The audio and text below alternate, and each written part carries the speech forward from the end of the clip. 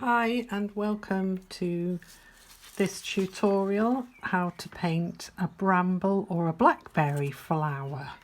Essential to all pollinators and produce fruit for mammals and birds.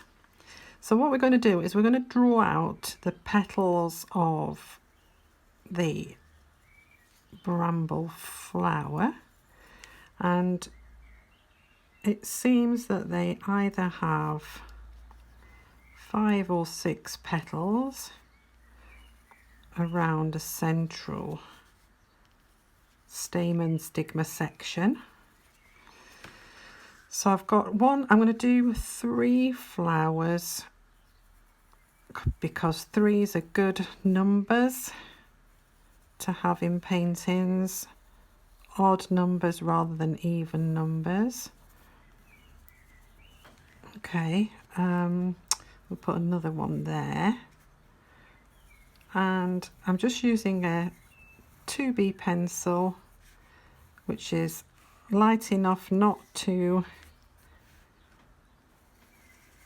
make a mark, as in a dent on your watercolour paper, because you don't want any dents on your watercolour paper because the watercolour will sit in those dents, and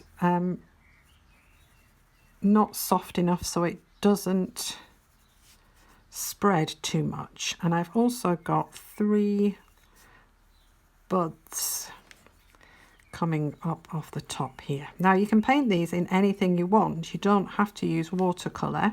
You can even use pencil or watercolour pencils. It's up to you. But I'm going to do this in watercolour. I'm going to use masking fluid to show you how to retain the whites. Okay, next stage is to put masking fluid on. The reason why we do this is so that we can paint the background without worrying about covering up our whites. And it's almost like a glue, this masking fluid. You can buy this in any art stores. This one is called the Blue Stuff. I bought it online so that you can see it on the paper. A lot of it is white. You shake it very lightly to mix it all back up again. And then you use a non-brush implement to put it on with. So I've got here a colour shaper, which is used for blending pastels, or an ink pen, or a Chinese bamboo stick, or you can use cotton buds with the ends of the cotton bud pulled off, so you've just got the stick bit. But don't use your paintbrushes because it will glue up your paintbrushes. Okay, so I'm going to use my bamboo stick here, and you literally just put the masking fluid on the areas that are white, okay, and spread. All right, I'm going to put this on time lapse so you can watch it.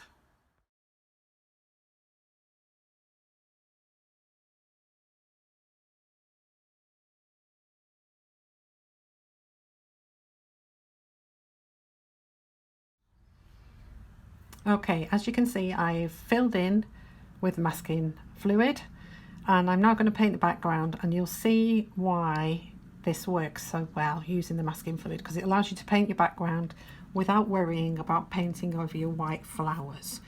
So I've got a couple of different greens mixed up. I've got like a green with a lot of yellow in it, and then I've got my hooker's green and some viridian. Whoops. Okay, so I'm just going to apply some water to the background, and all the masking fluid does is it resists the water. So just apply some water quite liberally to the background of your watercolour paper. We're using watercolour paper here. You must use that, or board, and you can then just dot in your greens. And if it folds up a bit, don't worry. You can always stick your paper down so it doesn't do this like I normally do. And then you can add your greens in, and you can see how lovely that effect is. So just let it spread.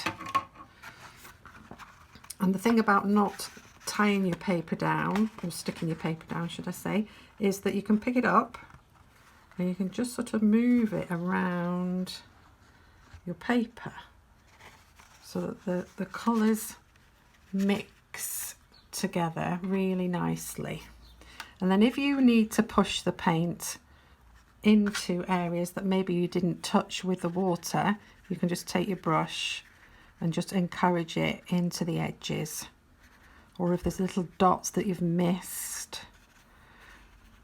and so on.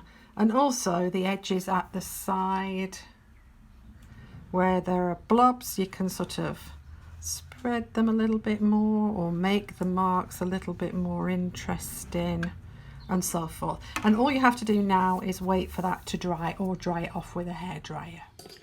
Once you've dried off your paper, and don't worry about these lines, these are really lovely, they're all part of the texture of the work. Just take some of that hooker's green or mix a green that you're happy with and paint in the stem.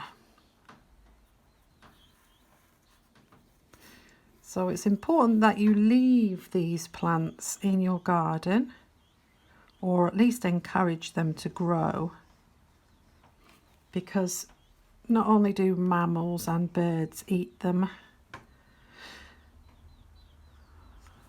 but the pollinators love them because they produce so much nectar. So for bees and flies, really essential. And they're like most habitats.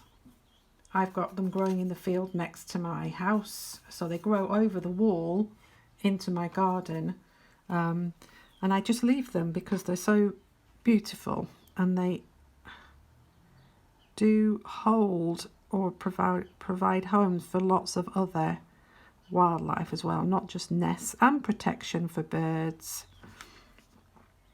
and so on. So good all-round providers. And obviously they also provide fruit for us.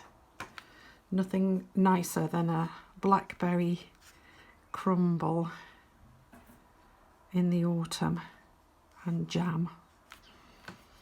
Okay, so I've just painted on my stem. If it's not dark enough, just add some more paint into the mix and just overlay. Okay, so once everything's thoroughly dry, you can rub off your masking fluid. Now take your finger and rub into the center of your image, not outwards, because sometimes if you rub outwards it brings the paint with it. So rub it into the center and just peel it off. Don't be tempted to pull it like this, just rub it with your finger and it will come off. Okay, so now we have our masking fluid removed. We can move on to the painting part of the flower. And the problem with white flowers is the shades or tones that you need to mix in order to make it look white. I mean, it looks white anyway because of the background. You've painted the background in. But on this flower, you have got various pink tones or purple tones. And I've got some dirty purple here, which is ideal. So you might find that on your palette you've got a colour that's suitable, but just try it out on the corner and see what it looks like before you start. You might want to use a little bit of alizarin crimson or even rose madder and just mix up a purple pinky tone. And then all you need to do is look very closely at your petal and try and pick out where those tones might sit. So underneath here, like this. So you can see that's quite dark. If it's too dark, just take a wet brush again and just push it around a bit. Okay, you don't need much more than that. In places you might end up with a little bit of grey or something of that nature, just to darken things up a bit. in certain spots where there are shadows.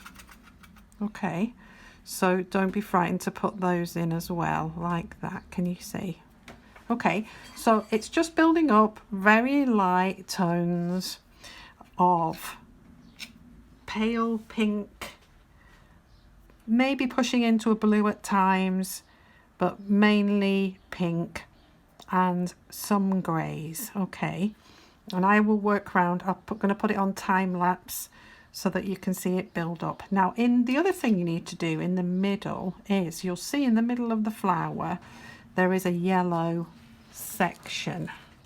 So I'm just going to put little flicky marks like this in the middle. Now I've done that quite bright so you can see it, but you might not want to do that as bright, so just add some more water and soften the tone of the yellow down. I'm just using some cadmium yellow there, but small brush. Can you see this detailed brush? This is a tiny detailer from the SAA, and it's a 00, tiny. And then you've got the stigma and stamen. So with the stigma and stamen, you want to just take something like a really dark burnt umber or a grey or a purple and just put little tiny dots. Wait until the yellow has dried before you put them anywhere near there. Okay, you can't actually see really clearly the sort of the long section of the stigma and stamen. You can in some of the flowers, but not in these ones because they're in the middle. You might be able to see a few of them, but you can see them building up slowly as I put it on time lapse. Okay, so watch this now. Slow it down if you want to, so you can see each stage being painted.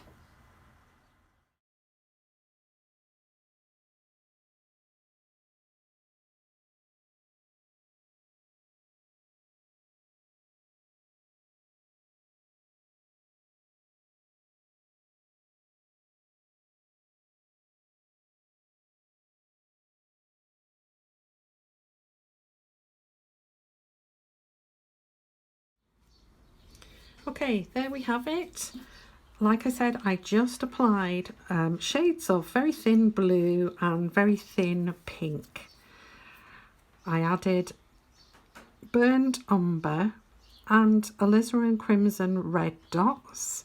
I added cadmium yellow and a little bit of green in the centre. I also just flicked little arms carrying the stigma and the stamen out using a very pale green. I added extra shadows and thorns on the stem. Okay, hope you enjoy and hope to see you again soon. Bye for now.